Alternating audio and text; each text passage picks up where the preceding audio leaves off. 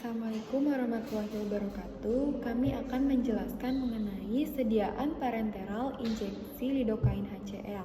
Injeksi lidokain HCl merupakan sediaan farmasi yang mengandung lidokain hidroklorida dalam bentuk larutan steril untuk pemberian melalui injeksi intravena, intramuskular, ataupun subkutan. Obat ini berfungsi sebagai anestesi dengan cara menghambat konduksi impuls saraf melalui blokade saluran natrium, sehingga akan memberikan efek mati rasa pada area yang diinjeksi. Selain sebagai anestesi, obat ini digunakan sebagai agen anti-aritmia kelas 1B, khususnya untuk mengatasi aritmia vertikal akut. Oke, di sini saya akan menggambarkan struktur kimia dari lidokain HCl.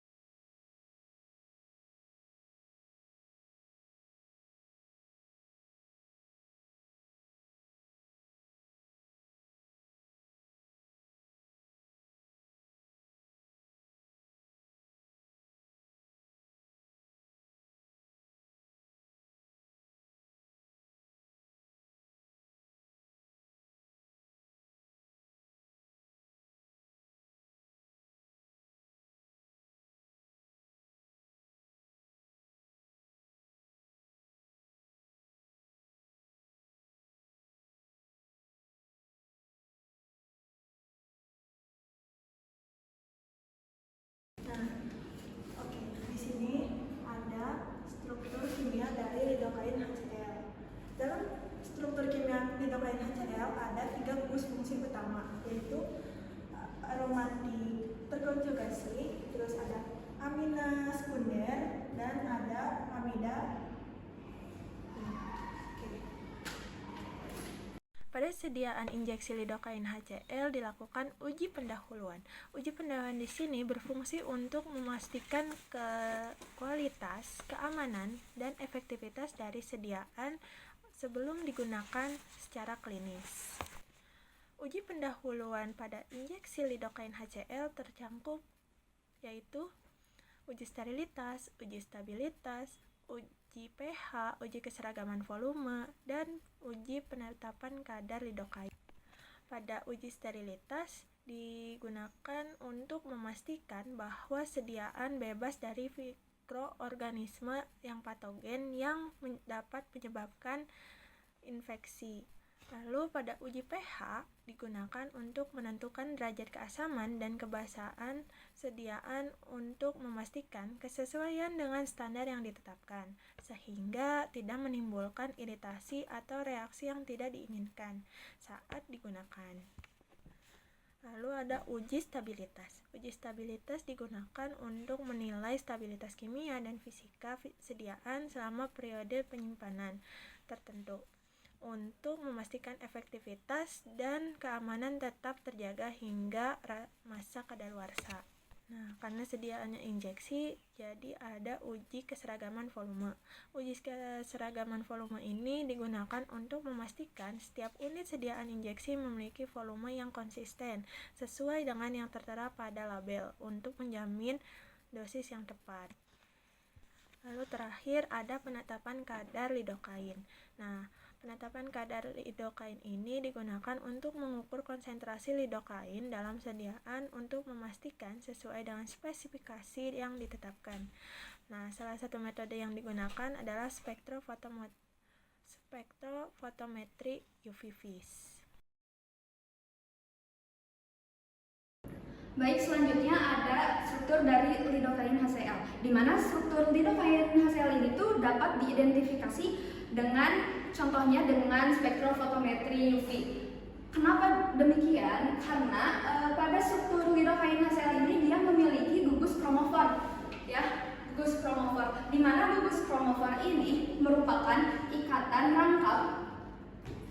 yang memiliki rangkap selang-seling atau rangkap terkonjugasi, di mana kromofor ini berperan untuk menyerap cahaya pada panjang gelombang tertentu. Nah, selain adanya kromofor, kromofor dia tuh memiliki gugus auxochrome, di mana gugus auxochrome ini membantu kromofor ini untuk dapat lebih menyerap cahaya, sehingga hasil dari identifikasi itu besar.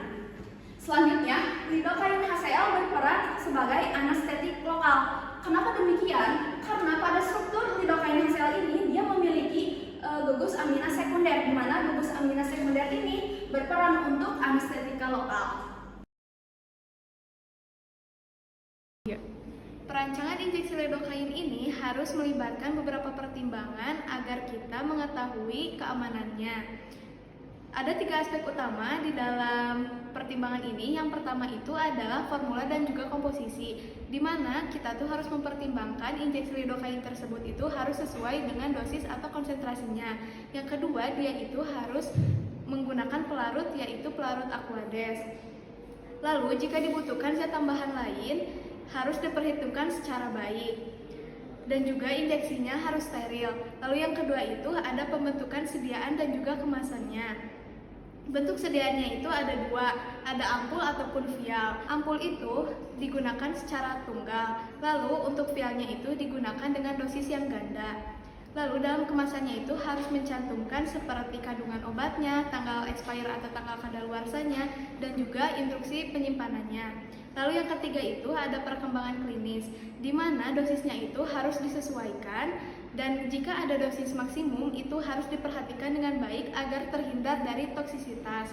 Lalu yang ketiga itu ada rute pemberian, di mana rute pemberian ini meliputi berbagai rute. Yang pertama itu infiltrasi, blok saraf, dan juga luas area yang akan dianestesi. Yang terakhir itu ada kontraindikasi dan juga efek samping, di mana efek samping dari injeksi lidocaine itu yang pertama adalah alergi, lalu toksisitas kepada sistem saraf pusat, dan juga ada kardiovaskular. Halo semuanya, baik, di sini saya akan menjelaskan tentang beberapa analisis tentang injeksi lidocaine yang sudah saya rangkum pada jurnal berikut. Baik, langsung saja. Setelah saya merangkum, ada beberapa analisis yang terdapat pada jurnal berikut. Yang pertama ada efektivitas lidocaine dibandingkan dengan opioid. Lidocaine dapat mengurangi nyeri pasca operasi dan juga menurunkan ketergantungan terhadap opioid. Kemudian yang kedua ada mekanisme kerja. Jadi lidocaine itu mekanisme kerjanya memblokir saluran atrium di saraf dan memiliki efek antiinflamasi yang membantu mengurangi nyeri. Kemudian ada namanya dosis optimal. Dosis optimal ini analisis dosis 0,5 sampai 2 mg kilogram per jam dapat menentukan efektivitas dan keamanan penggunaan lidocaine. Kemudian ada keamanan dan efek samping. Jadi menilai efek samping, menilai resiko kejang, gangguan jantung, dan dosis aman untuk menghindari toksisitas. Kemudian ada pengaruh terhadap tekanan intrakranial. Jadi lidocaine itu dapat menurunkan tekanan dalam otak, berguna untuk pasien dengan edema cerebral atau hipertensi intrakranial. Kemudian ada manfaat klinis. Manfaat klinis ini lidocaine dapat mempercepat pemulihan pengurangan penggunaan obat lain dan memperpendek lamanya rawat inap. Kemudian ada perbandingan dengan obat lain. Jadi dibandingkan dengan dexmedetomidine, lidocaine itu dapat lebih efektif dalam mengurangi nyeri dengan efek samping yang lebih sedikit. Penggunaan lidocaine sebagai adjuvan analgesik pada operasi bedah syaraf dilakukan dengan mengevaluasi berdasarkan parameter. Yang pertama, intensitas nyeri pasca operasi yang dilakukan dengan melakukan skala nyeri pada pasien untuk melihat keefektifan lidocaine dalam mengurangi rasa sakit. Selain itu, ada pemantauan efek samping seperti mual, muntah, dan sedasi untuk melihat keamanannya. Untuk memastikan kualitas dan kemurniannya, identifikasi lidocaine HCl dilakukan melalui serangkaian metode analisis yang telah dilakukan diakui secara resmi. Berdasarkan jurnal yang saya baca, berikut adalah penjelasan mengenai metode identifikasi yang digunakan, beserta perbandingannya dengan standar yang tercantum dalam Farmakope Indonesia yang edisi ke-6. Yang pertama, yaitu ada spektrofotometri ultraviolet atau UV. Metode ini memiliki kelebihan dalam hal akurasi dan kemudahan pelaksanaan, namun mungkin kurang selektif untuk analisis sediaan yang mengandung lebih dari satu komponen aktif atau pengotor.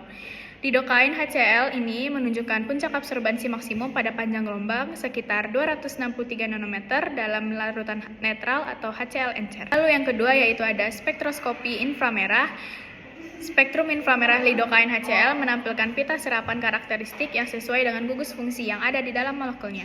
Yang ketiga yaitu ada kromatografi cair kinerja tinggi, yaitu sebuah penelitian mengembangkan dan memvalidasi metode HPLC fase terbalik, mengekstraksi dan menganalisis lidocaine dari berbagai bentuk sediaan seperti salet, gel injeksi. Metode ini menggunakan kolom C18 dengan fase gerak yang sesuai untuk memisahkan lidocaine secara efektif. Fase gerak untuk analisis lidocaine HCl ini dengan menggunakan metode ini sering digunakan campuran asam fosfat buffer dan metanol atau asetonitril. Untuk fase diamnya yaitu kolom C18 atau oktadesilsilen. Farmakope Indonesia edisi 6 menetapkan standar resmi untuk identifikasi dan pengujian obat-obatan termasuk lidocaine HCl. Metode identifikasi yang tercantum dalam Farmakope ini meliputi yaitu yang pertama, spektroskopi inframerah, adanya serapan karakteristik seperti amina sekunder, gugus aromatik, dan gugus hidroklorida yang sesuai dengan spektrum standar. Yang kedua yaitu ada spektrofotometri UV, yaitu puncak serapan sesuai dengan standar lidocaine HCl dan pengukuran absorbansi pada panjang gelombang maksimum tertentu sekitar 263 nanometer.